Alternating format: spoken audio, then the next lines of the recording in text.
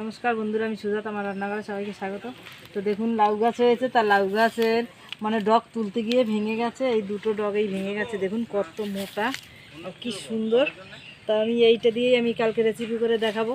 এই দেখুন, লাউ শাক কেটে ধুয়ে নিয়েছি, আর দেখুন কত মোটা লাউ শাকের ডগটা।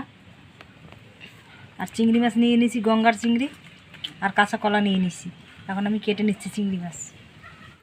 চিংড়ি মাছ এইভাবে বেছে নিয়েছি, কলাও কেটে নিয়েছি এইভাবে। দেখুন, পোস্ত বেটে নেবো, আর কাঁচা জিরে আছে অল্প করে, আর এক টুকরো আদা বেটে নিচ্ছি আমি। কড়াই গরম হয়ে গেছে, তেল দিয়ে দিচ্ছি, নুন দিয়ে দেবো স্বাদ মতন,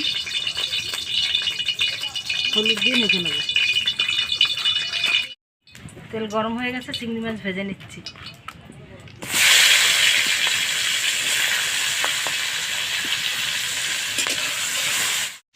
চিংড়ি মাছ এখন তুলে নিচ্ছি। তেলের ভিতরে আবার তেল দিয়ে দিয়েছি, শুকনো লঙ্কা ভেঙে আর জিরে দিয়ে দিচ্ছি,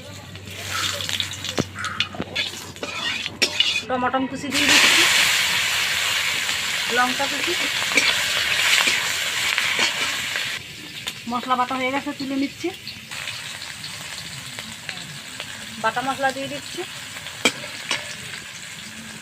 নুন দেবো স্বাদ মতো, হলুদ দেবো, নাড়াচাড়া দিয়ে দিচ্ছি। অল্প করে জল দিচ্ছি, বাটা মশলার জল। কষিয়ে নিয়েছি হালকা করে, কলা দিয়ে দিচ্ছি, অল্প করে কষিয়ে নেব। লাউ শাক দিয়ে দিচ্ছি,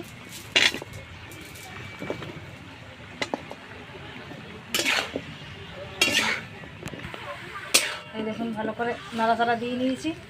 এখন আমি চিংড়ি মাছ, ভাজা চিংড়ি মাছ আমি দিয়ে দিচ্ছি, জল দিয়ে দিচ্ছি। এখন আমি ঢাকা দিয়ে 5 মিনিট বাদে ঢাকা খুলে নিচ্ছি। দেখুন কি সুন্দর হয়েছে। ধনেপাতা কুচি দিয়ে দিচ্ছি উপর দিয়ে, অল্প করে সরষের তেল দিয়ে দিচ্ছি, নাড়াচাড়া দিয়ে দিচ্ছি। 2 মিনিট আবার ঢাকা দিয়ে রাখবো। 2 মিনিট বাদে ঢাকা খুলে দিচ্ছি।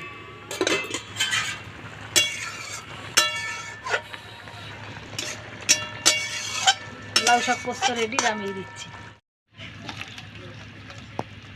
লাউ শাক দিয়ে চিংড়ি মাছ পোস্ত, আর এদিকে দেখুন কচুর শাক করেছি নিরামিষ, আর পাতুরি করেছি মাছ।